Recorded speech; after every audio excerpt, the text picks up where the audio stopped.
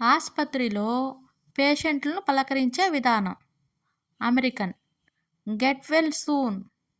Britisher. మీరు త్వరగా కోలుకోవాలని ప్రార్థిస్తున్నాను. ఇండియన్స్. మొన్నే మా చుట్టాల్లో ఒక అతను ఇదే జబ్బుతో పోయాడు, జాగ్రత్త. పిన్ని గారు, మీ కొత్త కోడలు ఎలా ఉందని తాయారిని అడిగింది కాంతం. తాయారు. మా కోడలికేంటమ్మా, బ్రహ్మాండంగా ఉంది. చాలా కష్టపడే పిల్ల. రాత్రింబవళ్ళు పనిలోనే ఉంటుంది.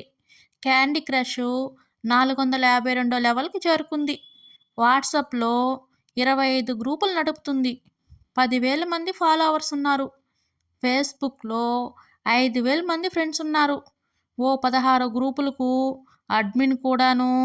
అందుకే తనకి రేపటి నుంచి రోజు బాదం పాలు, డ్రై ఫ్రూట్స్ పెడదామని అనుకుంటున్నాను అని కోపంతో రగిలిపోతూ చెప్పింది తాయారు.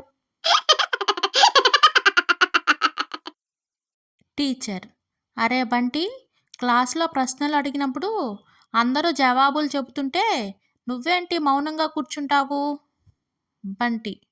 మీరే కదా టీచర్, కొన్నిసార్లు మౌనమే అన్నిటికంటే మంచి సమాధానం అన్నారు, అందుకే.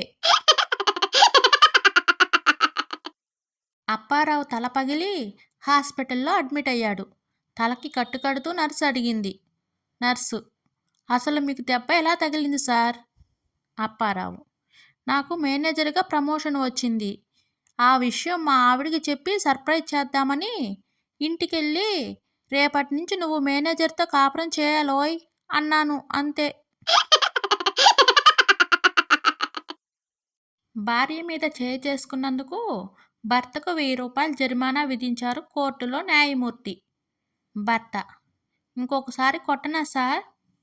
న్యాయమూర్తి. ఏంటి, నా ముందే అంత పొగరా నీకు? భర్త.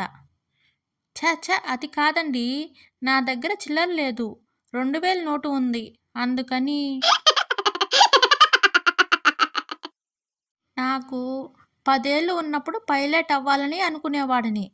15 ఏళ్ళప్పుడు సైంటిస్ట్ కావాలనుకునేవాడిని. 20 ఏళ్ళు వచ్చేసరికి ఇంజనీర్ కావాలనుకున్నాను.